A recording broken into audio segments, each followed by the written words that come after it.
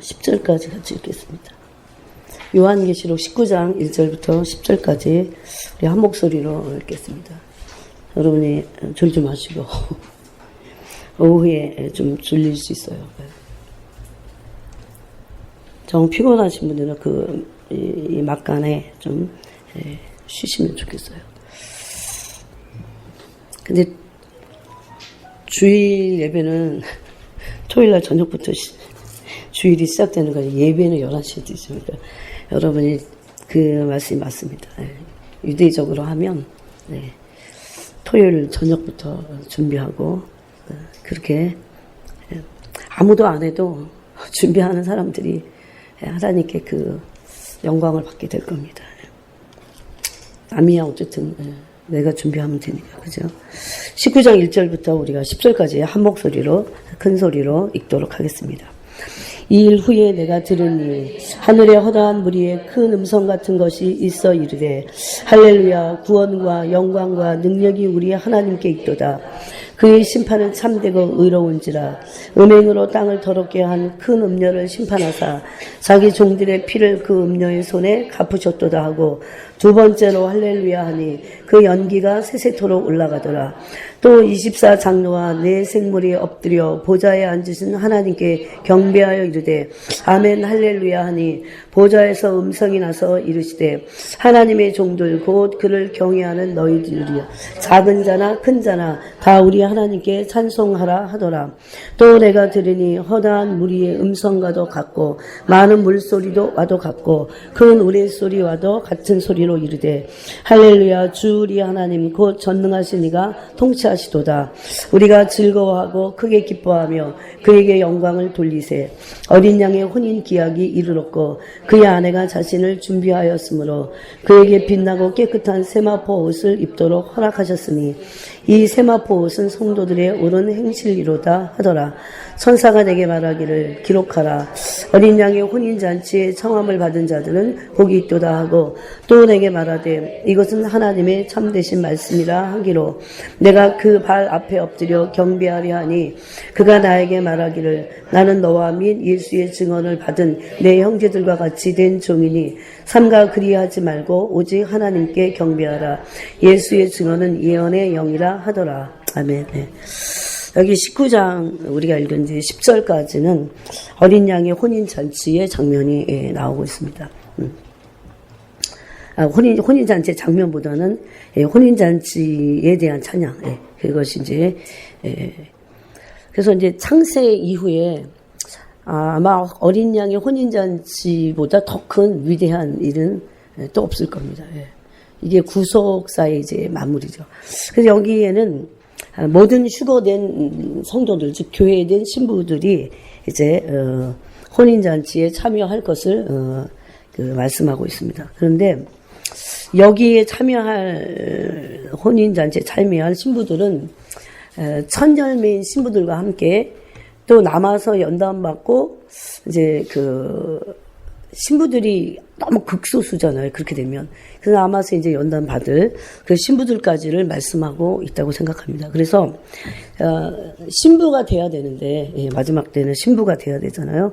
그런 말씀을 예수님도 사복음서에서 제자들을 통해서 말씀하셔서, 그 사복음서를 쓴 4명의 제자들이 똑같이 신부에 대한 말씀을 기록하고 있습니다.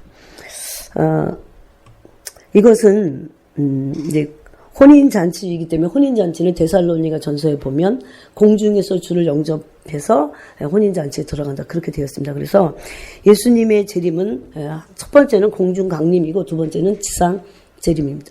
그러니까 지상에만 오시는 게 아니고 공중에 한번 오시고 그 다음에 지상에 재림하셔서 이제 심판하시게 될 겁니다. 그래서 그러므로 이제 끝이 날 겁니다. 그때 그 지상 재림하실 때 예수님은 심판의 왕으로 오실 겁니다.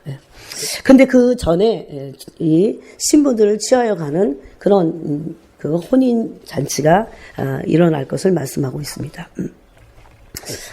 그래서 무엇보다도 이제 준비를 해야 돼요. 신부로 준비가 돼야 됩니다. 또 신부로 준비되는 것에 있어서 가장 중요한 것이 연단을 받는 겁니다. 준비가 되려면 여러분, 우리가 이제 오늘 뭐 시험을 보기 위해서 준비하면 그 시험에 준하는 그 훈련을 해야 돼요. 예. 운동선수면 그 운동을 준비를 해야 되고 단련을 받아야 돼요. 또 공부로 그 시험을 본다면 공부하는 것으로 연습을 해야 되죠. 훈련을 해야 돼요. 그래서 어떻게 보면 이제 오늘 세 가지인데 세 가지 중에서 신부가 되는 것의 세 가지 중에서 이 연단은 좀 그동안 많이 했기 때문에 놔두고 어떻게 보면 이것이 또 연단이 될 수 있기 때문에 그래서 두 가지만 오늘 말씀을 드리려고 합니다. 하나님은 휴거라는 사건을 통해서 휴거되지 못한 첫 열매들이 먼저 휴거가 될 겁니다. 그 휴거가 되고 나서 그 남아있는 휴거되지 못한 그런 그 남아있는 교회들이죠. 그 교회들을 즉 신부들을 그들도 신부들입니다. 그 중에 다가 아니고 그 중에도 신부가 있을 겁니다. 그래서 이 휴거라는 사건을 통해서 반드시 그 나머지 신부들도 하나님의 국률 가운데서 그들을 이제 하나님이 신부로 준비시키시고 그 남아서 이제 연단을 받아야 됩니다. 그래서 살리려 하시는 것이 하나님의 국률입니다. 이제 첫 번째는 이 마지막 추수 때에 제일 첫 번째 추수될 자들이 누구냐? 처음 익은 열매입니다. 요한계시록 우리가 이제 그 앞에도 있지만 처음 익은 열매가 마지막 그 추수 때 첫 번째 추수될 사람들입니다. 휴거가 될 사람들은 처음 익은 열매의 사람들입니다. 그 앞에 요한계시록 14장을 한번 보겠습니다. 첫 번째 휴거될 자들은 처음 익은 열매입니다. 그래서 보면 요한계시록 14장 4절 한번 읽어보겠습니다. 시작. 이 사람들은 여자와 더불어 더럽히지 아니하고 순결한 자라 어린 양이 어디로 인도하든지 따라가는 자며 사람 가운데서 속량함을 받아 처음 익은 열매로 하나님과 어린 양에게 속한 자들이니 그 입에 거짓말이 없고 흠이 없는 자들이더라. 아멘. 네. 그래서 이제 중요한 것은 이제 다른 부분도 이제 나누겠지만 처음 익은 열매라는 단어가 중요합니다. 예. 휴거될 사람들은 처음 익은 열매들입니다. 예. 여러분 농부의 본격적인 추수 시기는 처음 익은 열매를 따는 건 아니에요. 그죠? 예. 본격적인 추수 시기가 있어요. 농부가 이제 어느 때가 되면 이제 근데 그게 시기가 다 있어요. 그죠? 예. 어느 집만 혼자서 막 추수를 하진 않습니다. 그래서 이거는 거의 모든 농가들이 다 하는 그런 추수 시기가 있습니다. 그런데 이 농부의 그 본격적인 추수는 보편적으로는 어느 적당한 시기에 이제 다 익었다고 했을 때 이루어집니다. 그런데 중요한 것은 추수 때가 아직 아니에요. 근데 이미 익어버린 열매들이 있다는 겁니다. 그래서 이런 열매들을 이미 익었어요. 익은 열매들을 추수 때까지 만약에 준다면 어떻게 돼요? 태풍과 비바람에 다 익어버렸기 때문에 그 열매를 놓칠 수도 있습니다. 예. 그래서 그 부지런한 농부는 추수 때까지 기다리지 않고 미리 거두어 드립니다. 이것을 첫 열매라고 합니다. 처음 익은 열매죠. 예. 이제 이 처음 익은 열매의 추수가 있고 나서 그 다음에도 이제 남아있는 사람들이 지상에서 연단을 받고 다음 추수의 그 시기로 들어가게 될 겁니다. 그래서 계시록을 보겠습니다. 계시록도 4장을 보겠습니다. 여러분이 오늘 좀 잘 따라오시기를 바랍니다.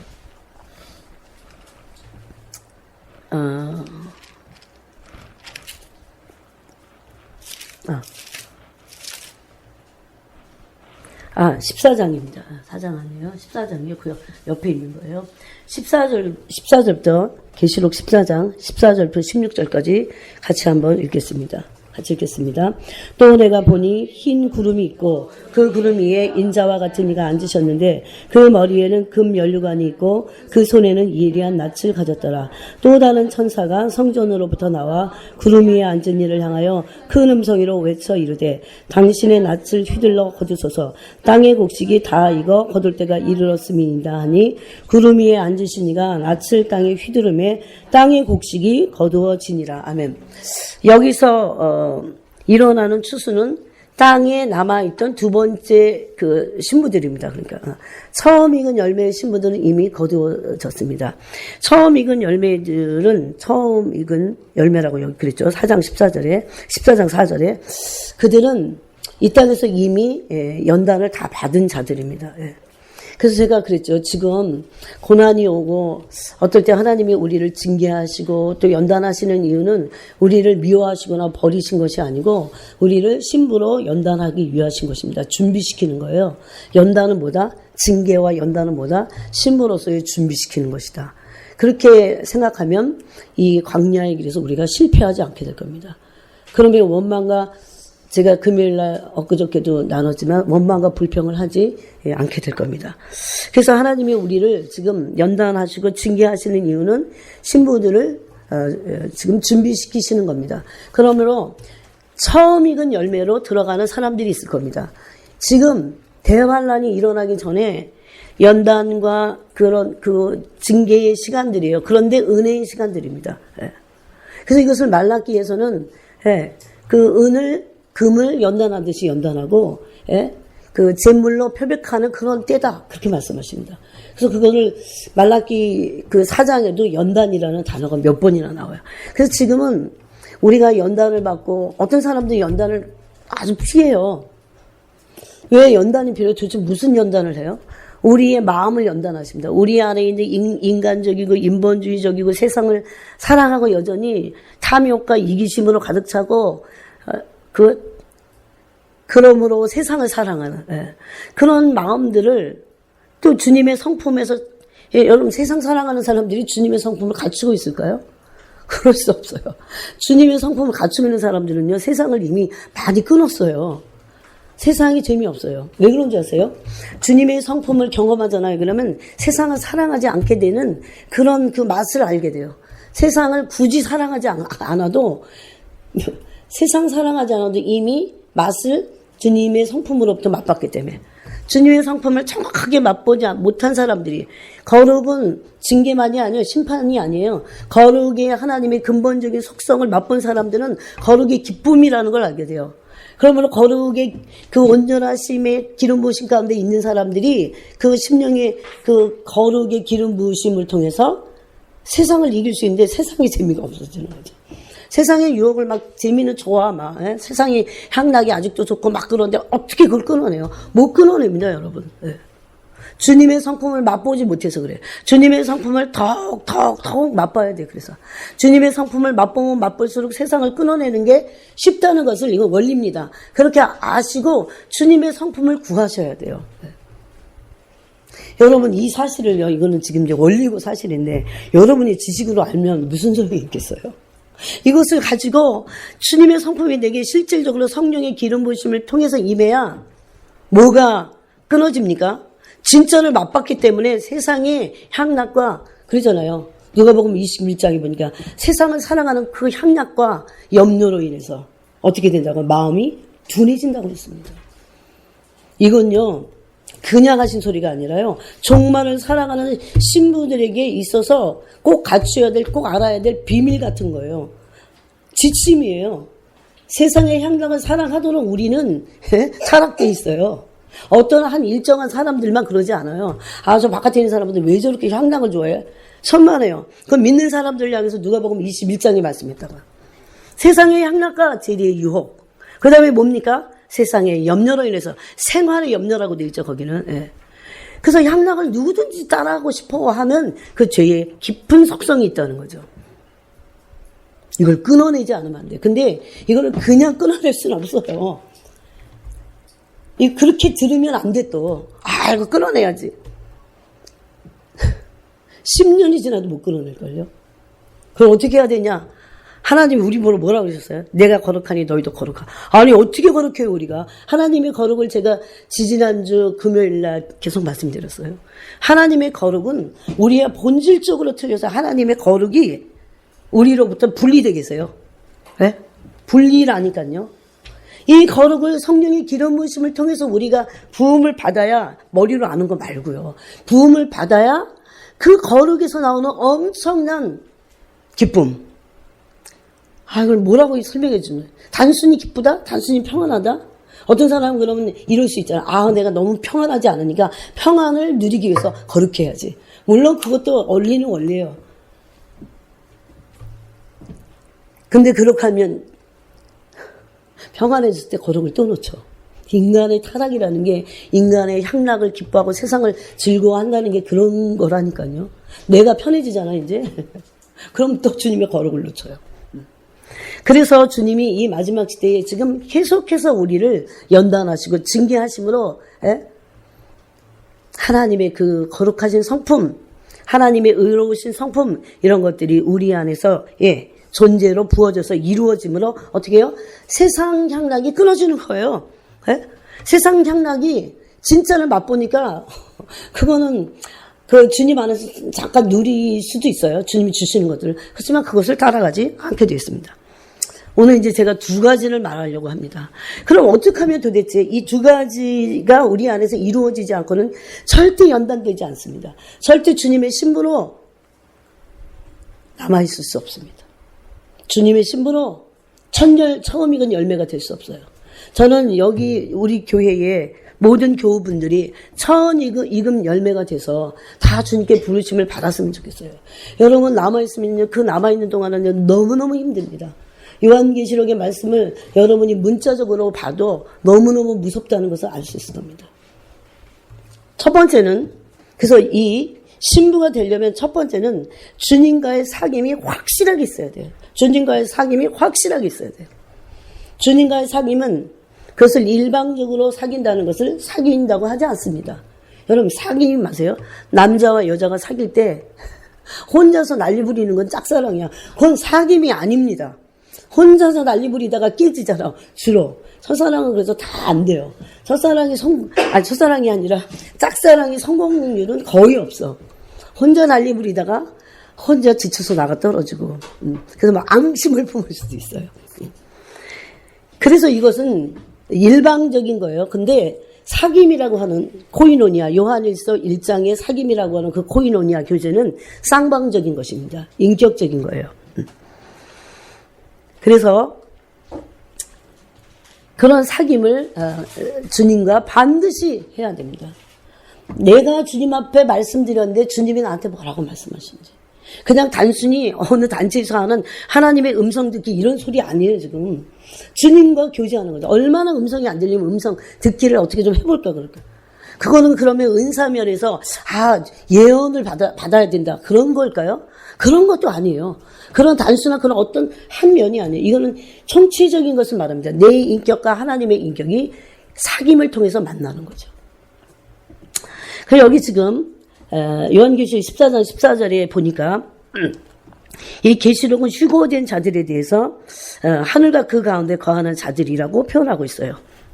12장 12절에 보면 성도들의 인내가 여기 있으니 그들은 하나님의 계명과 예수에 대한 믿음을 지킨 자들이니 또 내가 들으니 하늘에서 음성이 나서 이르되 기록하라 지금 이후로 주 안에서 죽은 자들은 복이 있도다.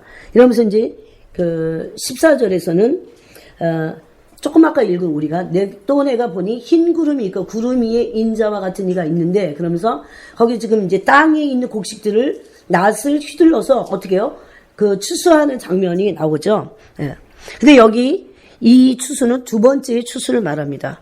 그러니까 휴거되지 못한 자들을 향해서 땅에 거하는 자들, 땅과 땅에 사는 자들 이렇게 말합니다. 즉 14장 4절에서 처음 익은 열매로 휴거되지 못한 자들을 말해요. 그럼 남아있는 자들은 다 멸망받을 것인가? 그렇지 않습니다. 그래서 오늘 이 두 가지를, 두 번의 이제 신부들을, 두 면의 신부들을 말합니다. 첫 번째는 극소수지만 처음 익은 열매인 신부들이 있을 겁니다. 이들이 먼저 들려서 공중에서 주님을 영접하게 될 겁니다. 그러면 여러분, 오늘날 교회 가운데 정말 송구스럽고 너무나 안타깝고 너무나 속상한 일이지만 처음 익은 열매의 신부들이 아주 극소수라는 겁니다. 네? 여러분 이건 농사에도 있잖아요. 처음 익은 열매가 많습니까? 다 해요? 처음 익은 열매는요 아직 그 추수 시기가 아닌데도 이미 익어 있어요. 본격적인 추수 시기는 다수를 추수하는 그 추수 시기죠. 네. 그래서 예수님이 말씀하신 그 앞에 그 복음서에서 말씀하신 그 말씀은 알곡과 가라지를 나누는 것은 이미 처음 익은 열매들이 올라가고 나서 이제 본격적인 추수기에 알곡과 가라지를 나누시겠다는 그 말씀입니다. 그러면 그들은 땅에 있는 곡식과 같은 겁니다. 그래서 그들을 두 번째로 이제 추수를 하게 되는 겁니다. 즉 처음 익은 열매는 하늘에 거하는 자들이고 이미 올라갔기 때문에 그렇죠. 그리고 예수님에 의하여 거두어질 땅의 곡식은 쉬고되지 못한 땅에 거하는 자들이에요. 그러면 이들이 그냥 다 버림을 받느냐? 그렇지 않습니다. 그런데 문제는 남아서 엄청난 연단을 받아야 돼요. 진짜냐 가짜냐. 여러분 우리 안에요. 인간의 육성과 욕심과 이기심과 탐심과 또 그리고 세상을 좋아하는 이런 향락적인 마음과 염려와 근심과 그걸로 인해서 이런 것들이 쉽게 없어지던가요? 그런 지금요 아예 허리를 딱 띄고 허리띠를 띄고 나서 내 진짜 연단 받아야겠다. 이런 내 안에는 아주 불순물 육신적이고 아주 비신앙적인 것 불신과 요새 민수기 하잖아요. 불신과 이런 원망과 이런 것들이 쉽게 안 사라지잖아요. 그런데 어떻게 그것을 없애는지를 알고 완전히 결심을 하고요. 진짜 처음 익은 열매들 그래서 많지 않아요. 결코 많지 않습니다. 알아도요. 머리로만 알기 때문에 절대 준비가 되지 않아요. 그럼 어떻게 하면 이걸 준비할 수 있을까? 먼저는 이제 처음 익은 열매가 되는 그것을 여러분에게 말씀드릴게요. 그런데 휴거되기 전에 성도들이나 휴거되고 나서 남아있는 성도들이나 방법은 똑같다는 거. 그래서 똑같이 연단하실 겁니다. 근데 남아서 할 거냐 아니면 지금 하다가 올라갈 거냐. 훨씬 더 쉬운 길을 여러분이 좀 선택하셨습니다. 지금 어려운 것 같죠? 남아보세요. 남아서 한번 연단받으세요.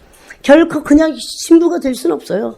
그런 탐심과 이기심과 염려와 근심과 귀신의 처소가 된 사람들이 그리스도의 신부가 될 수 없다니까요.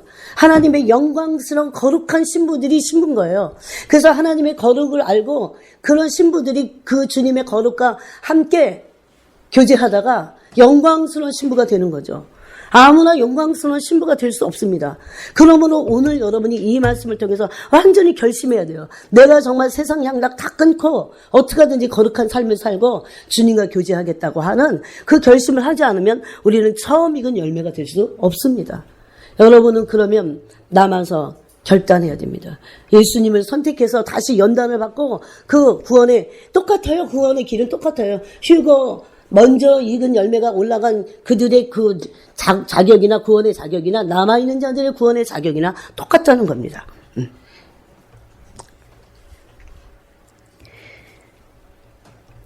그래서 이제 두 번째는 이제 참 믿음을 소유해야 됩니다. 참 믿음, 진정한 믿음을 소유해야 돼요. 근데 원래는 이제 제가 오늘 믿음에 대한 부분을 주님이 금요일 날 목요일 날 말씀드렸기 때문에 그것을 나누려고 했는데 오늘은 이 부분이 더 중요해서 함께 이것을 나누겠습니다. 계시록 12장을 보겠습니다. 12장 6절을 보겠습니다. 한번 읽겠습니다. 시작. 그 여자가 광야로 도망하매 거기서 1260일 동안 그를 양육하기 위하여 하나님께서 예비하신 곳이 있더라. 아멘. 예. 1260일은 계산을 하면 3년 반이에요. 3년 반입니다. 하나님께서는 휴거되지 못한 자들에게 절대 그들을 포기하지는 않으십니다. 그 중에서도 이제 신부를 남은 자들을 연단하셔서 아마 이제 신부로 준비시키시고 연단하셔서 신부로 만드실 겁니다. 그런데 다수가 남아 있고 다수가 연단받으니까 뭐 그냥 괜찮네. 그렇게 위로를 받으셨다면 큰일 납니다. 어떻게 하든지 처음 익은 열매가 되셔야 돼요. 주님은 우리에게요, 좋고 선한 길을 다 보이셨죠. 그런데 사람들이 자기 생각과 자기 마음으로 성경을 마음대로 자기 수준에서 보다가 이렇게 남아있게 될 겁니다. 그렇지만 하나님은 그 수고되지 못한 자들에게 대해서 절대 포기하지 않으십니다. 이제 본격적인 성도의 환란이 시작되기 전에 3년 반 후지요. 어떻게 보면 그 전에 하나님이 이 양육하시는 시간이 바로 연단하는 시간입니다. 그래서 3년 반 동안을 여기 보니까 그 6절에 그를 양육하기 위하여 하나님께서 예비하신 곳이 있다고 했습니다. 그래서 이 기간 동안에 하나님의 방법으로 성도를 양육하실 것입니다. 하나님의 방법대로. 그래서 그 양육하시고 나서 하나님의 그 강력하신 손으로 그들을 신부를 취하실, 그들을 다시 연단하시고 또 징계하심으로 인도하실 것입니다. 이때 필요한 것이 무엇입니까? 과연 정말 더 좁아졌어요, 문이. 정말 구원을 받을 것인가? 왜 그래요? 마귀가 꽉 차 있기 때문입니다. 환란이 가득 차 있기 때문입니다. 이때는 나는 하나님을 선택해서 구원받을 것인가 아니면 하나님을 떠날 것인가를 결정해야 되는 때예요, 이때가. 여러분 지금보다 훨씬 더 어렵습니다. 그래서 교회에 오래 다녔어요. 남아있는 사람들이 분명히 교회를 엄청 오래 다녔어요. 심지어 사역도 아주 열심히 했어요. 직분도 있어요. 헌금도 많이 했어요. 기도도 많이 했어요. 근데 휴거되지 못했다는 것입니다. 그러므로 그 남아있는 자들이 진짜 이제 가져야 될 게 뭐냐면 휴거 전에 성도들도 마찬가지지만 지금 남아있는 자들도 마찬가지. 그래서 이 두 가지를 동시에 지금 조명을 하는 겁니다. 이때는 진짜 믿음을 가져야 합니다.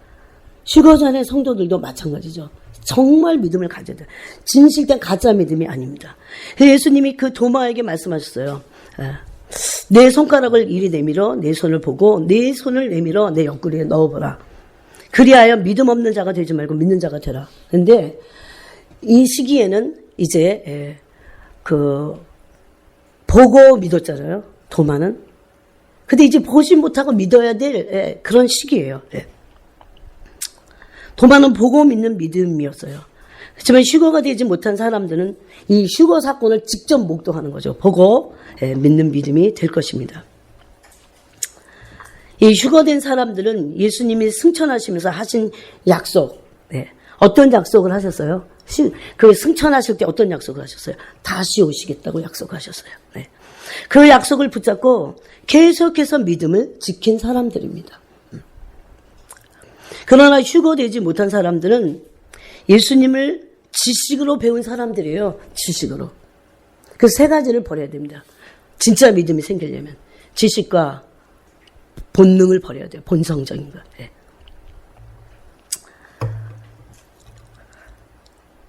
그래서 이 지식으로 알고 있기 때문에 여러분 지식으로 배운 것은 지식으로 배워서 아는 것은 믿는 거하고는 전혀 다릅니다. 지식으로 배워서 아는 거는 믿는 거하고는 전혀 달라요. 그럼 지식으로 배운 사람들은 성경 공부도 하고 그래서 그 교회 생활을 나름대로는 엄청 열심히 할 수 있어요. 그래서 휴거의 기준과 조건이 결코 쉽지 않아요. 그런데 어떤 사람에게는 어렵지 않아요. 이제 제가 신앙생활을 보니까 뭐가 어렵냐면 제 육성을 꺾어내는 거예요. 제 잠심과 이기심과 세상 사랑하는 거, 이 모든 것들을 실제적으로 꺾어내는 거예요. 근데 나 혼자서는 절대 못 꺾어냅니다. 좀 꺾어내는 듯 하다가 또 못 꺾어내. 그럼 어떻게 이걸 꺾어내고 휴거에 처음 익은 열매의 신부가 될 것인가? 그것이 관건이잖아요. 그래서 아는 것은 일방적인 것일 수 있어요. 내가 어떤 지식을 알아요. 근데 여러분, 사람의 이 지식이라는 머리로 아는 것들이 얼마나 한계가 있는지 몰라요. 그냥 일방적이에요. 내가 지식을 습득한 것을 내가 아는 거니까. 근데 믿는다고 하는 것은 뭘까요? 일방적이지 않아요, 믿음은. 관계입니다. 그래서 믿음은 상호 관계적인 거예요. 그럼 이제 여러분이, 이 믿음이 뭔지 조금씩 이렇게 이제 좁혀가는 거예요. 휴거된 자들의 믿음은 그럼 어떤 믿음이 진짜 믿음이냐? 어떤 믿음을 가져야 처음 익은 열매가 돼서 진짜 휴거될 수 있을까? 또 휴거되지 못하고 설령 남아있어도 똑같아요. 똑같은 기준에 의해서 가야 돼요. 근데 휴거되는 게 더 낫죠. 먼저 처음 익은 열매가 돼서 휴거되는 게 훨씬 더 낫죠. 무슨 소리입니까? 세상에 남아 계시겠어요? 그 처참한 그 연단과 거의 순교자적인 그 연단을 다 받으시겠어요? 그래서 휴거된 사람들의 믿음은 예수님과 실제적인 교제를 한 사람들이에요. 기도를 해도 예수님과 실제적으로 교제를 하는 기도를 하는 거죠. 아무리 10시간을 앉아 있어도 실제적으로 주님과 교제했냐는 거죠. 그게 중요한 거예요. 그게 교제를 하는 것이 기도예요. 사실 어떻게 보면 엄밀히 따지면. 여러분 한번 다시 점검을 해보셔야 됩니다. 나는 기도를 할 때 주님과 교제를 하는가? 요한일서 1장 말씀대로 내가 정말 주님과 사귀고 있는가? 그분의 인격과 내 인격이 사귐을 누리고 있는가? 그겁니다. 그런데 휴거되지 못한 사람들의 믿음은 예수님에 대해서 아는 지식은 많아요. 알고 있어요. 근데 알고만 있지 내가 그냥 일방적으로 알고 있어요. 그런데 주님과 교제는 되지 않죠. 주님과 교제를 나누는 것이 신부에 있어서 얼마나 중요하냐면 사랑을 나누기 때문이기도 하지만 그 교제 자체가 우리를 신부로 만들어줍니다. 여러분 이거 지금 이미 경험을 하셨어야 돼요. 주님과의 그 교제가 나를 신부로 만든다니까요. 그러므로 세상을 끊어낼 수 있게 해요. 예? 난 아직도 세상이 너무 좋은데 주님과 실질적으로 인격과 인격의 사귐이 일어나지 않아서 그래요. 그것이 너무 작든가. 이것은 굉장히 중요합니다. 이것은 어떤 계시보다 중요한 말씀이에요. 그래서 예수님이 요한복음 6장에서 당신을 떡이라고 하셨을 때 뭐냐면 당신의 살과 피를 먹고 마심으로 그분과 사귀라는 거죠. 그분으로부터 살갑다고 뭐예요? 우리 안에 들어와서 우리에게 엄청난 에너지를 줍니다. 우리의 이 육신의 에너지를 바꿔버리는 거죠. 먹느냐 안 먹느냐가 그렇게 중요하잖아요. 네? 그것을 사귀는 것을 먹고 마심으로 설명하셨다는 거예요. 네. 그래서 단순히 그냥 혼으로 기도하는 게 아니고 혼의 기도는 내가 일방적으로 하는 거예요, 여러분. 응? 근데 영적인 기도는 하나님의 성령을 통해서 우리가 그리스도와 사귀는 거죠. 네? 반드시 주님의 음성이 귀가 아닌 이 배로부터 그 주님이 나를 어떻게 사랑하시고 주님의 그 사랑의 모든 계시와 마지막 시대 성도들을 향한 그 신부들을 향한 계시를 우리가 들어야 된다는 거죠. 그래야 살아납니다. 그 계시가 우리를 만든다니까요, 여러분. 주님과의 교제는 단순히 교제로 끝나지 않아요. 그 교제가 그 사귐이 주님의 음성이 나를 사랑하는 그 모든 계시와 그 기름 부으심이 내 존재를 만든다는 겁니다. 뭘로? 신부로.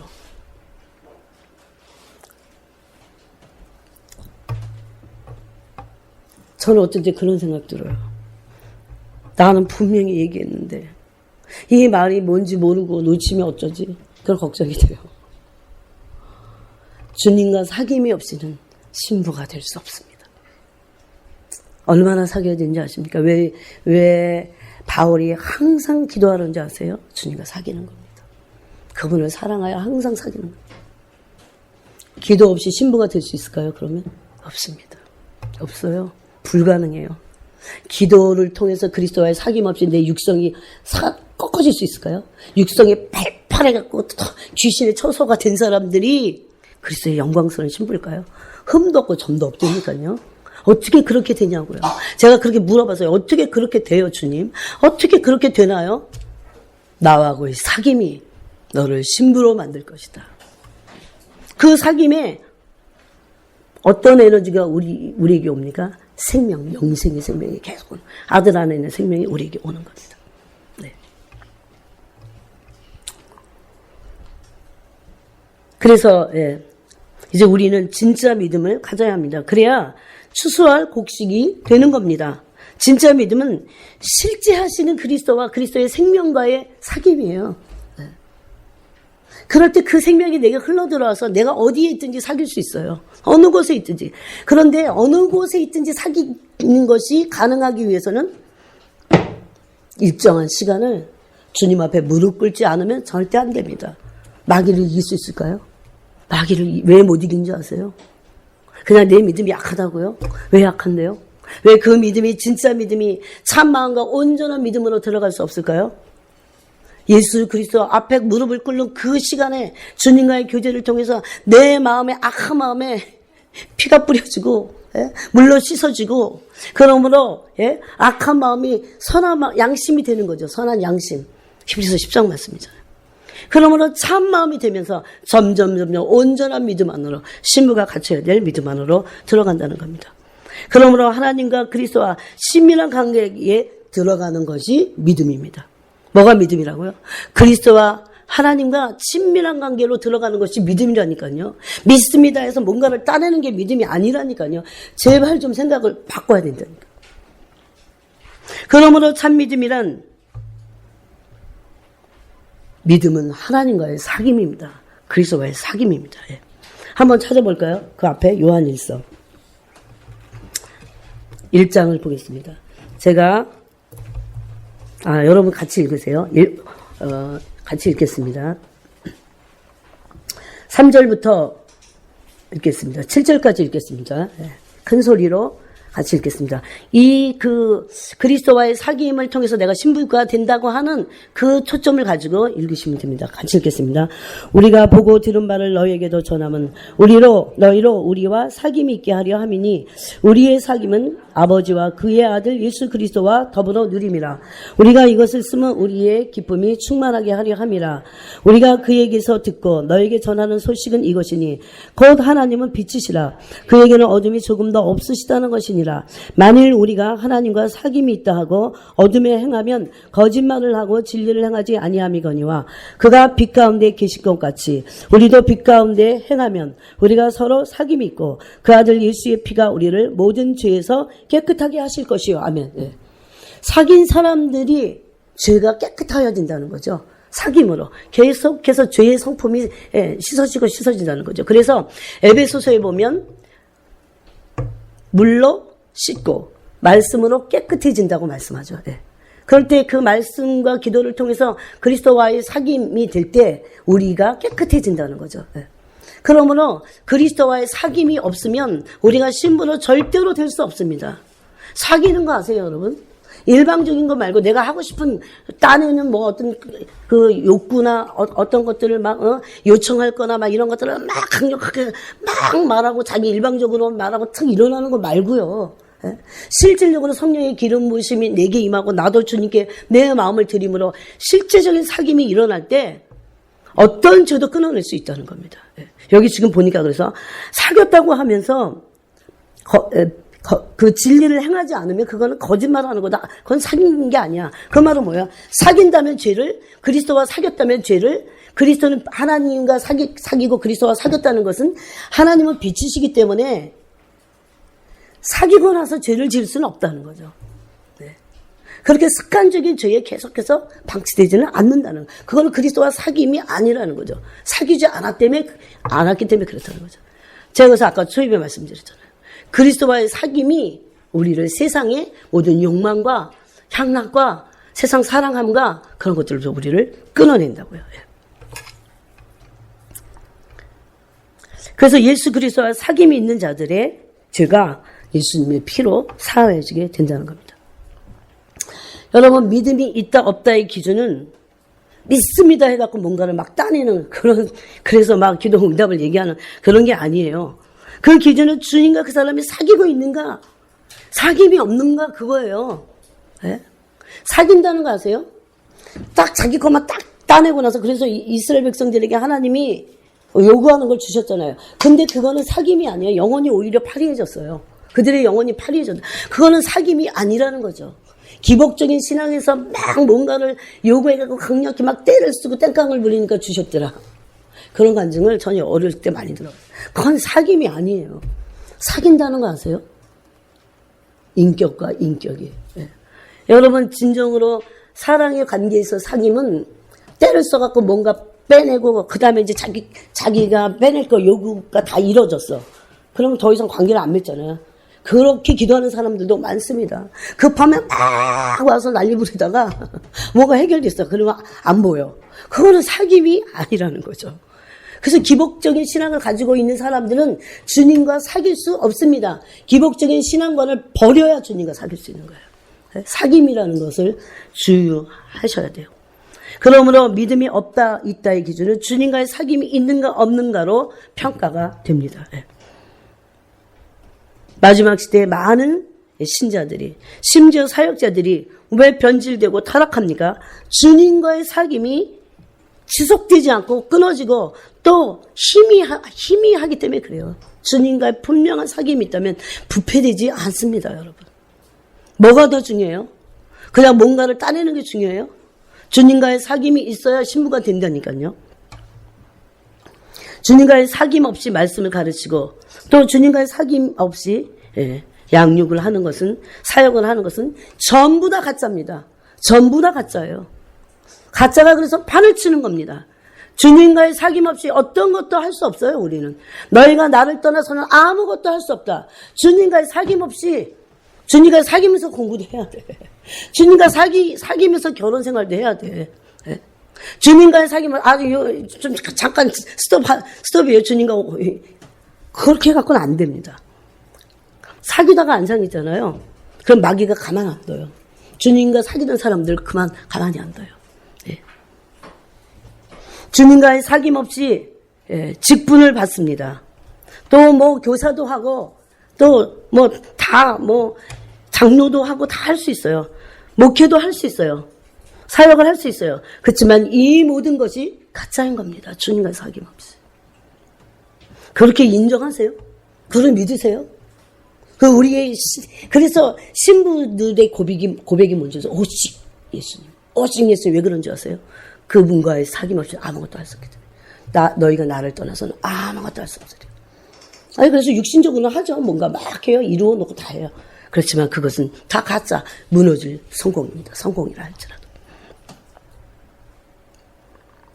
특히 주의해야 될 것이, 치명적인 것은 주님과의 사귐이 없으면서 마지막 때에 대한 지식이 너무 많아.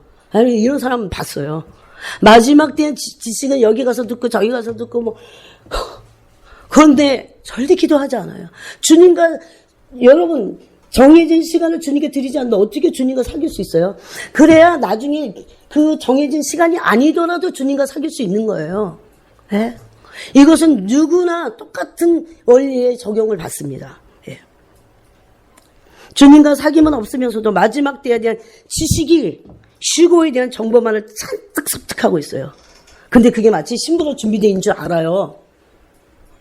아무리 많은 마지막 때의 정보와 지식이 꽉 차 있다 할지라도 실제적으로 주님과 내가 사귐이 없다면 그 사람은 준비가 안 된 겁니다. 아시겠어요? 설사 그들이 그 지식으로 준비하라고 사람들에게 외칠 수도 있어요. 사람들을 막 가르칠 수도 있어요. 그래도 유고되지 못할 겁니다. 주님은 만홀히 여김을 받으시지 않습니다. 주님 앞에는 주님은 사람이 가까이 가지 못할 빛에 거하시기 때문에 사람들의 속속들이 나도 알지 못하는 내가 다 폭로되게 되어 있습니다. 하나님의 빛 앞에서는. 예. 여러분, 마지막 시대에 대한 지식의 그 양이, 내가 알고 있는 그 지식의 양이 나를 휴거되게 할 수 없습니다. 지식의 양이 믿음이 성숙시키는 것이 아닙니다. 또 사역의 양이 막 큰 사역하고 막 이런 양이 그걸 하지 말라 하라 이런 얘기가 아니에요. 큰 사역의 양이 휴거를 하게 하는 것이 아닙니다. 믿음은 주님과의 사귐입니다. 그러므로 예수 그리스도의 신부의 믿음은 주님과의 열렬한 사랑이 있습니다. 사귀기 때문에. 주님을 여러분이 사랑하지 않는다면 사귀고 있지 않은 거예요. 자기를 빨리 오늘 진단하셔야 됩니다. 휴거 후에 남겨져. 네. 그 구원을 간절히 열망하는 사람들이라고 하더라도 그때도 주님과 사귀어야 됩니다. 그래야 그들이 남아있어도 신부가 될 겁니다. 그러므로 휴거 전이나 휴거나 이 구원의 조건은 달라지지 않습니다. 여러분, 구원의 조건이 무엇입니까? 믿음입니다. 그죠? 근데 진정한 믿음이 뭐라고요? 주님과의 사귐입니다. 주님과의 사귐이 없이. 그래서 예수님이 요한복음 6장 70 몇 절까지를 말씀하신 거예요. 기적의 떡, 노동의 떡, 그 노동의 떡을 통해서 기적을 베푸셨지만 그것은 다 육신이 먹고 배부를 떡이에요. 그렇지만 그 떡 사건을 통해서 예수님이 하려고 하신 진정한 그 가슴에 있는 말씀 뭐예요? 내가 생명의 떡이니까 나를 먹고 마시라는 거죠. 즉 교제를 통해서 영생을 얻음으로 진정한 신부가 된다는 거예요. 그게 진짜 믿음이에요. 여러분, 오늘날 그러므로 주님과 사귀지 않는 수많은 사람들이 자기가 진짜 믿음이 있다고 생각하지만 사귀어야 진짜 믿음이 있는 거예요. 그 믿음이 온전하게 되는 겁니다. 참 마음이 계속적으로 되는 겁니다. 오직 예수 그리스도의 십자가 보혈로 우리 죄를 대속하신 그 죽음으로 대속하셨잖아요. 그분의 구속의 은혜를 굳게 믿고 그 믿음에서 그냥 다 된 게 아니에요. 계속 사귀는 거죠. 사귐으로 뭐라고 말씀하시는지, 사귐으로 내 존재가 어떻게 변화되는지 그분이 하시는 거예요. 내가 결심하고 막 나를 변화시키고 그럴 수 없어요, 여러분. 그거는 결심은 조금 가긴 가. 그래서 많은 사람들이 자기 스스로 하려고 하다가 다 나가 떨어집니다. 예. 마태복음 24장 23절에 보니까 그때 사람들이 너에게 말하되 보라 그리스도가 여기 있다 혹은 저기 있다 하여도 믿지 말라. 거짓 선지자들과 거짓 그리스도인들이 일어나 큰 표적과 기사를 보여 할 수만 있다면 택하신 자들도 미혹하리라. 어떤 자들이 미혹됩니까? 그리스도와 사귐이 실제적으로 없던 자들이 여기 그리스도가 있다 해서 이적과 기사를 베푸니까 거기 우르르 몰려들다가 어떻게 된다고요? 미혹된다고요, 영들이. 네? 거기를 표적과 기사가 있는 곳에 가더라도 우리가 미혹되지 않는 건 뭡니까? 계속해서 주님과 사귀었던 사람들은 미혹되잖아요. 머리로 아는 것, 그 머리에 있는 것들을 가르친다고 그것이 주님과의 사귐이 결코 아닙니다. 이제 진짜 신부들은 그러므로 오직 예수라고 하는 그 말을 가슴에 새기고 사무치게 그 믿음을 갖게 될 겁니다. 그러므로 믿음이 있는 사람은 주님과 깊이 사귀게 되고 계속해서 그 깊이가 깊어지는 거죠. 그러다가도 여러분 미혹될 수 있어요. 또 주님과 사귀지 않으면. 네? 그런 사람들은 오직 예수님의 삶을 살게 될 겁니다. 여러분 이제 이런 휴거의 사건을 우리가 정말 깨달았다면 지금이라도 주님과 사귀셔야 됩니다. 지금이라도. 주님과 사귐으로 깨어있게 되는 겁니다. 제가 결심해 갖고 되는 게 아니에요. 주님과 사귈 때 주님 앞에서 그래서 할 수 없는 나를 전부 다 정직하고 진실하게 다 깔아내야 돼요. 다 주님께 다 토해내야 돼요. 그럴 때 그분과의 사귐이 일어나면서 그 사귐 속에서 내가 깨어있을 수 있는 거예요. 그리고 신부로 나를 만들어 주신다는 겁니다. 그러므로 주님과 사귀기 위해서 기도해야 돼요. 그 코이노냐 주님과의 사귐을 위해서 기도해야 돼요. 기도는 그리스도와 예수 그리스도의 사귐의 수단입니다. 그러면 어떤 기도를 해야 합니까? 여러분 어떤 사람들이 기도를 엄청나게 했다 하더라도 남아있을 수 있어요. 왜 그래요? 왜 남겨졌을까요? 기도를 아무리 오래 해도 내 목적을 가지고 기도해요. 주님과의 사귐은 없어요. 혼의 기도를 해요. 어떤 사람들은. 다 내려놓고 이론과 생각이 사로잡아서 그리스도의 발 앞에 복종해서 그 사귐을 이루지 않으면 우리는 주님을 결코 사랑할 수는 없어요. 예수님 사랑할 수 없어요. 두렵습니다. 하나님은 우리의 기도를 통해서 뭘 하시려고 할까요? 서로 인격적인 교제를 통해서 사랑을 나누기를 원하세요. 그게 이상하게 신분을 만들어요. 여러분 주님을 사랑하세요? 기도를 하고 뭘 하고 다 해도 주님 사랑하지 않는다면 에베소 교회같이 버림받는다니까요. 신부가 될 수 없다니까요. 너무나 자명한 진리로 요한계시록에 말씀했잖아요. 예. 그래서 기도는 사귐입니다. 이 사귐은 근데 일방적이잖아요. 쌍방적이라는 거죠. 기도는 요구나 청구가 아니에요. 대화입니다. 대화. 기도는 주님과 사귀기 위한 대화예요. 주님과 사귀면서 동행하는 겁니다.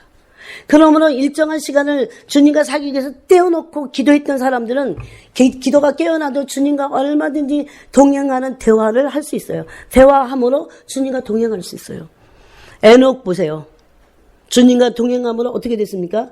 그가 육체로 죽임을 맛보지 않고 에녹이 들려 올라갔습니다. 그것이 우리에게 대한 처음 익은 열매를 받을 그 휴거된 신부들의 예표예요, 여러분. 에녹의 특징이 뭡니까? 주님과 동행했다는 거. 근데 동행이 뭐예요? 그분과 사귐으로 대화했다는 겁니다. 절대 주님의 뜻에서 빗나가지 않아요, 그렇다면. 예. 그가 설령 목사라고 할지라도 주님과의 사귐 가운데 교제가 없었다면, 대화가 없다면 실질적인 믿음이 아닌 거예요, 여러분. 예? 주님과 사귀지 않는데 그 믿음이 실제일 수 없습니다. 진짜 믿음이 일 수가 없다는 거죠. 부패하게 돼요. 부패하게 돼요. 이상하게. 왜 그런지 아세요? 우리 안에요. 부패할 만한 여지가 꽉 차 있어요. 그런데 주님과의 사귐을 통해서 빛을 계속 받고 빛과의 사귐이잖아요. 그러므로 내 안에 있는 이 어둠의 불순물들과 육신적이고 세상적인 것들이 계속 제거되는 거죠. 계속 제거되는 거죠. 또 실질적으로 주님이 어떤 분인지 그 성품을 맛보므로 그것에 대해서 거부할 수 있는 힘이 생긴다는 거죠. 그래서 기도를 해도 주님과의 사귐이 없이 어떤 요청과 요구가 어떤 심지어 막 설득하고 안 되면 어떤 사람들 막 주님을 협박하는 그거는 사귐이 아니에요. 악을 쓴다고 되는 게 아니에요. 네. 주님의 뜻에 내가 굴복하는 거예요. 나중에는 그 사귐이 그렇게 됩니다. 그분의 뜻에 굴복하게 되는 그 사귐 안으로 들어가는 겁니다. 그래서 친밀해지고 좋은 관계가 되는 겁니다. 여러분은 주님과 사귀기 위해서 어떤 대화를 나누고 계십니까? 어떤 대화를 나눴어요? 여러분 진짜 기도를 해야 돼요. 그래서 주님과 사귀기 위해서 심령이 가난해져야 돼요. 애통해지고 의에 줄이고 목마른 자. 이것이 다 주님과의 사귀기 위한 그 마태복음의 복입니다. 이제 예수님은 신부들을 취하기 위하여 공중에서 영광스러운 모습으로 이 추수의 날을 지금 기다리고 계십니다. 그 다음에 이제 큰 두 번째는, 첫 번째는 사귐이에요. 두 번째는 거룩입니다. 거룩이에요. 거룩과 화평이 없으면 주님을 보지 못하리라 그랬습니다. 히브리서 말씀이에요. 네. 너무나 많은 교회와 신부들이 신부가 되었다가도 거룩에 실패합니다. 거룩이 없으면 아무도 주님을 보지 못할 것입니다. 휴거 전이나 휴거 후나 구원의 조건은 동일합니다. 여러분 구원의 조건이 거룩함이라는 거 아세요? 네? 주여 주여 하는 자마다 다 천국에 들어갈 것이 아니요 다만 하늘 아버지의 뜻대로 하는 자라야 들어가리라. 하늘 아버지의 뜻이 뭐예요? 우리의 거룩함이에요. 신부된 자들이 거룩한 자들이 되는 겁니다. 왜 근데 거룩이 잘 되지 않고 실패할까요? 제가 2주 됐어요. 벌써 거룩에 대해서 여러분이 말씀드렸어요. 민수기를 통해서. 네. 아직도 근데 좀 부족하다는 생각이 들어요. 여러분은 실질적으로 주님과 사귐을 통해서 거룩한 삶을 살고 계신가요? 그것이 안 이루어진다면요, 내 힘으로는 거룩할 수 없어요. 하다가 나가 떨어집니다. 주님과의 사귐만이 우리를 거룩하게 해요. 참 희한하죠. 그래서 이미 사귀지 않는 사람들은요, 거룩의 실체를 알지도 못하고 그게 뭔지 모른다니까요. 내 안에는 탐욕과 이기심과 세상 정욕을 끊어낼 수 없다니까요. 내 힘으로 되든가요? 자기에게 종노릇하고 있다니까요. 근데 만약에 불가능한 거라면 내가 거룩하니 너희도 거룩하라 그렇게 말씀하지 않으셨을 겁니다. 여러분, 가능한 일입니다. 믿으세요. 거룩은 가능한 것. 왜 그러면 거룩에 실패할까요? 거룩 자체가 뭔지를 인식하지 못해요. 거룩 자체가 뭔지를 몰라. 네? 거룩은 뭐라고요? 하나님의 거룩에서만 거룩을 알 수 있어요. 근데 그 거룩은 하나님이 이 피조물과 너무나 판이하게 다루셔서 이 거룩이 그냥 홀리만이 거룩이 아니에요. 분리되게 계시다니까요. 그래서 고린도후서 6장에서 뭐라고 했어요? 너희는 거기서 나와서 따로 있어라. 왜? 하나님의 거룩이 당신을 스스로 분리하고 계시기 때문이에요. 여러분, 그러므로 세상에 우리가 살고 있지만 세상에 우리는 속해 있지 않습니다. 세상에서 만약에 죄와 타협하면 세상에 속하게 되는 거예요. 따로 있지 않은 겁니다. 그것은. 그래서 죄로부터, 세상인 죄로부터 분리되어 있어야 된다는 거죠. 거룩하신 하나님은 우리에게도 거룩을 요구한다는 겁니다. 또 자신이 거룩하다고 철석같이 믿고 있어요. 교회 다니면 거룩한 줄 알아. 뭐 특별히 나는 그냥 그 도덕적인 습관적인 죄만 안 지면 거룩하다고 생각하는 거죠. 그러지 않습니다.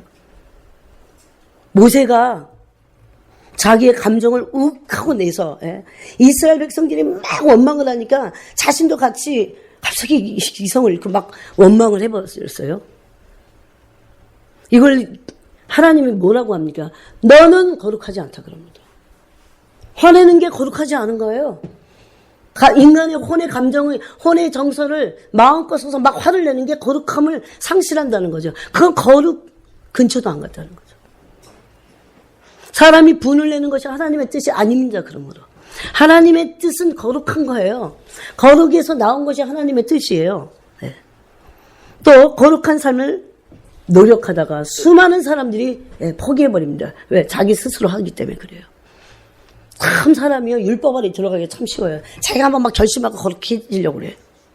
어떻게 해서 거룩할 수 있다고요?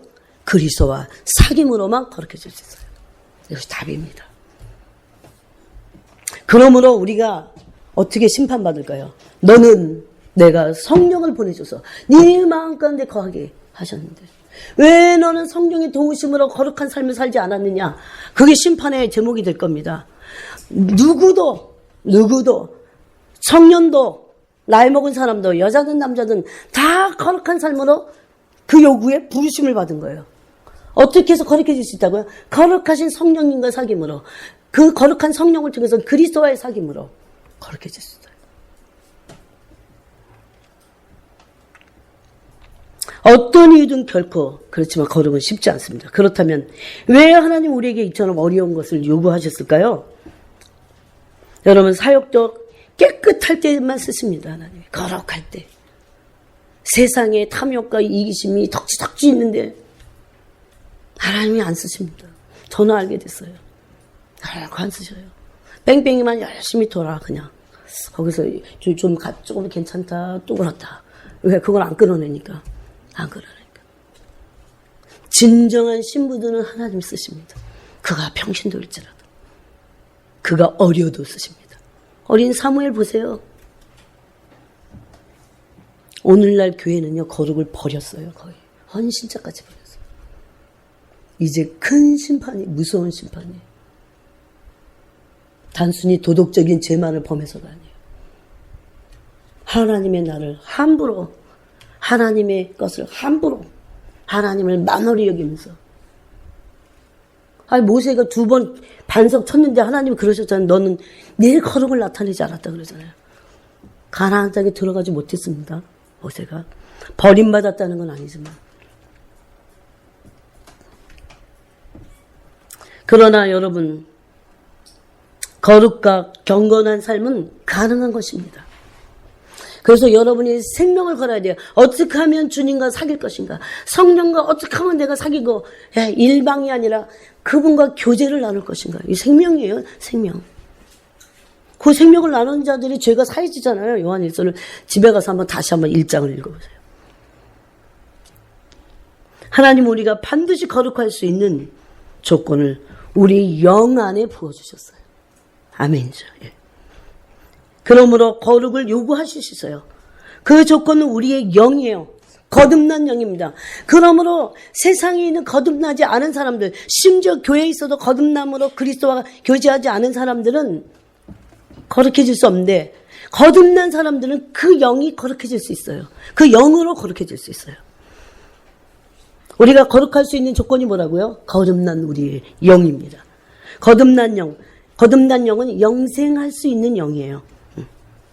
그러므로 우리의 영은 하나님의 형상과 이 속성을 가지고 있기 때문에, 우리의 영이 그분으로부터 왔기 때문에, 우리의 영은 그분의 것입니다.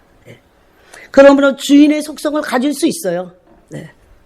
예수 그리스도 하나님 아버지의 그 속성을 우리도 가질 수 있어요. 그분의 속성의 근본이 뭐라고요?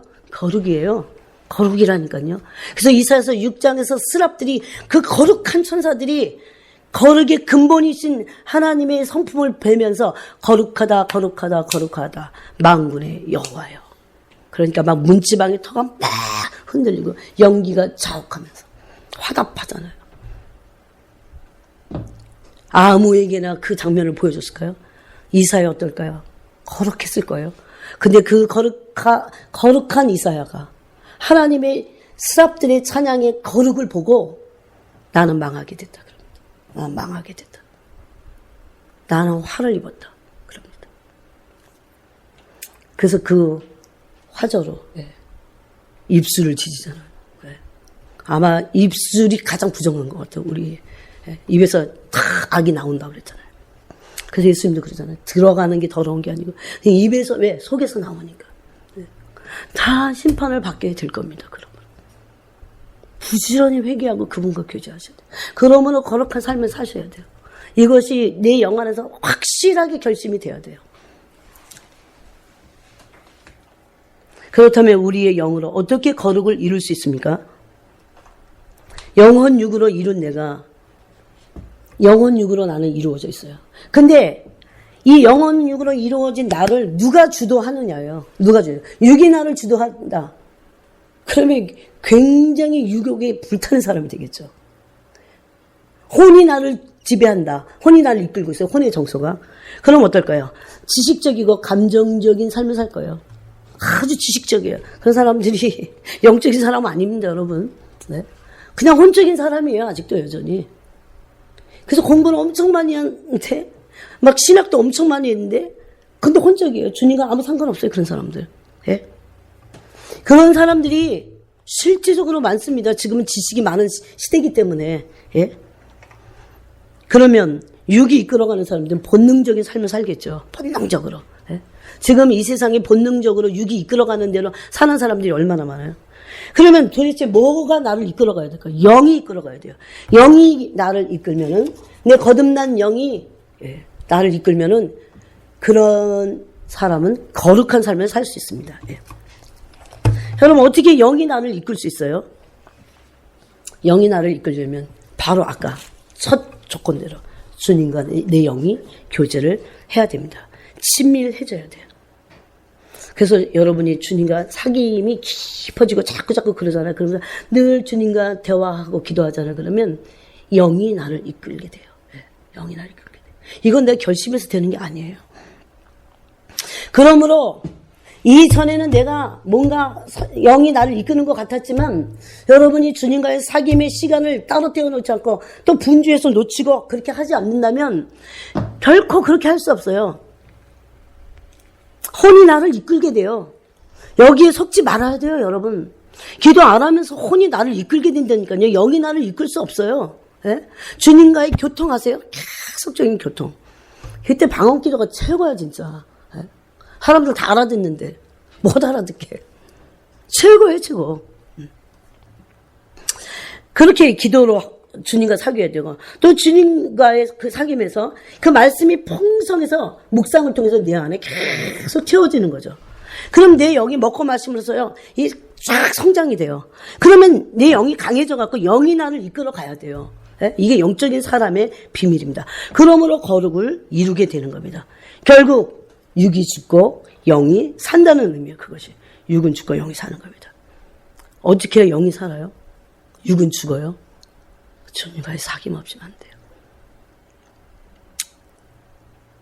이런 사람들은 감정이나 본능적으로 살지 않습니다.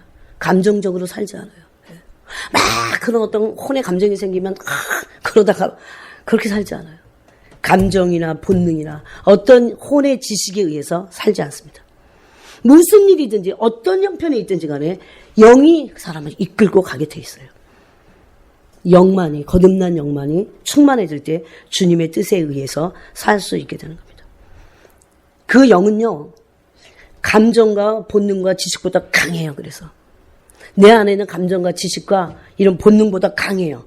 그래갖고 주님의 뜻으로 나를 이끌어요. 얼마든지 그렇게 할 수 있습니다.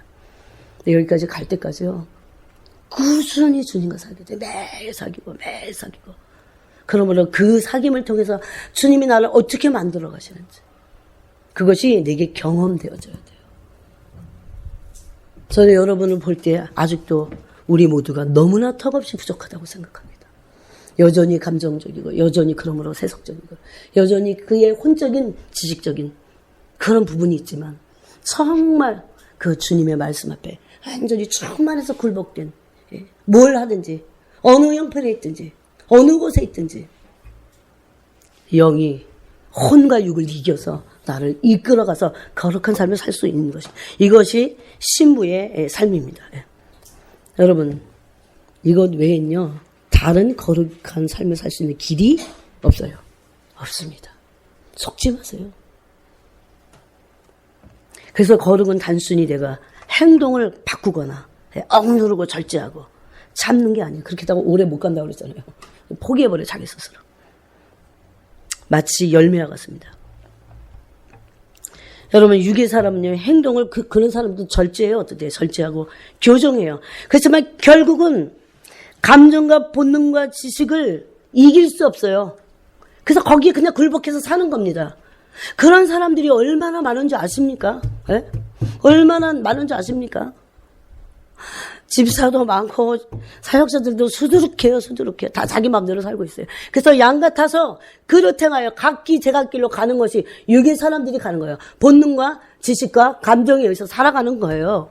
신부가 아닙니다. 신부가 아니에요. 그냥 내가 사는 거예요. 근데 바울은 뭐라고 했어요? 이제는 내가 산 것이 아니야. 내 안에 그리스도께서 사신 것이다. 라고 하는 것은 성령의 이끌림을 받아 육과 혼이 죽은 상태를 말하는 거죠. 뭐에 이끌리지 않는다고요? 내 감정, 내 본능, 내 혼의 지식에 이끌리지 않는다는 거죠. 굉장히 중요한 것을 지금 여러분에게 말씀드리는 겁니다. 그러므로 회개하고 주님과 사귐 안에 있는 그리스도인만 거룩한 삶을 살 수 있습니다. 그런 사람만이 영으로 이끌림을 받고 하나님의 속성인 거룩과 교제할 수 있습니다. 그러므로 이렇게 그 삶이요 자연스럽게 흘러나오는 거예요. 막 꼭 결심했다가 한 달, 두 달도 못 가요. 그래서 다 포기하는 거죠. 안 되나 봐 이러면서. 누가 해주신다고요? 사귈 때 그리스도가 이 삶을 살게 하시는 거예요. 그러므로 거룩한 삶은 열매로 드러나는 거죠. 결심해서만 되는 게 아닌 겁니다. 그래서 결심하려면 그리스도와 사귀겠다고 하는 결심하세요. 그러므로 그 사귐, 그 진짜 진정한 믿음으로 거룩한 삶이 자연스럽게 나타날 것입니다. 예. 그리고요, 왜 하나님이 거룩하라고 하셨는지 깨닫게 돼요. 거룩의 기쁨, 거룩의 풍성함, 거룩의 능력, 그것을 조금씩 알기 시작해요. 왜 거룩하라고 하셨는지 그것을 알게 돼요. 단순히 그냥 법으로 막 우격다짐을 하라고 그러신 게 아니에요. 그것의 유익, 그것의 기쁨, 평강을 알게 됩니다. 그러므로 그것에 대한 믿음을 가지시고요. 아, 좋은 거구나, 거룩이. 그런데 내 힘으로 할 수 없는 거구나. 아무리 죄악이 구렁텅이에 있는 사람도 빠져나올 수 있을까요? 주님과의 사귐만 있다면 빠져나올 수 있습니다. 그 사람의 결심이 아니라 그 사람의 행동을 수정하는 게 아니라 뭘로? 주님과의 사귐이 그 능력이 그 사람을 바꿔놓기 때문입니다. 계속 진행될 겁니다. 그것이. 그게 진짜 신부가 되는 거예요. 그래서 제가 여러분에게 부탁드려요.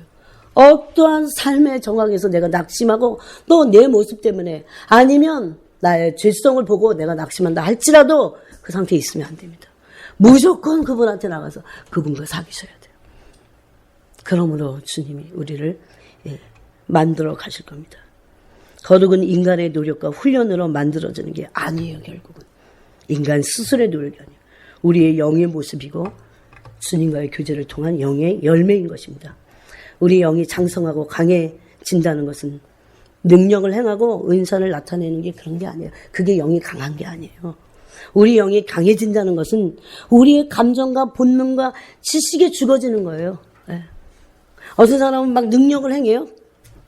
근데 남이 볼 때 저 사람 엄청 영적으로 강한 자다 그러죠. 근데 나중에 타락할 수 있어요. 그 사람이 자신의 본능과 감정과 지식을 꺾는, 그러므로 영의 거룩한 삶을 사는 주님과의 계속적인 지속적인 교제를 통해서 그것이 꺾어지지 않는다면 그 사람은 결국 타락합니다. 그래서 불법을 행한 자들아 물러가라 그럽니다. 축사도 하고 능력도 행하고 그러는데 다 소용없다는 거죠. 예. 그러므로 우리의 감정과 본능과 지식에 죽어짐으로 하나님의 속성으로 거룩한 삶을 사는 것이 영적으로 강자입니다. 그래서 두 가지를 말씀드렸어요. 사귐과 거룩입니다. 이것을 이루시기 바랍니다. 이제 같이 기도하겠습니다. 여러분이 이 두 가지를 놓고 시간이 많이 갔기 때문에 시간이 많이 간 것도 아니네요. 늦게 시작을 해갖고.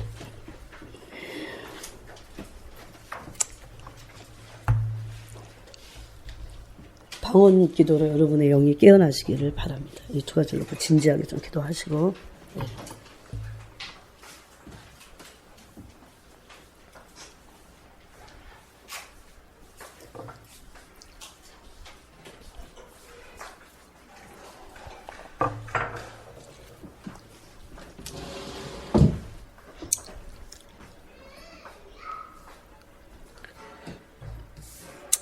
하나님 아버지 감사합니다. 우리 통성으로 같이 기도하겠습니다. 하나님 아버지, 우리 모두가 다 거룩히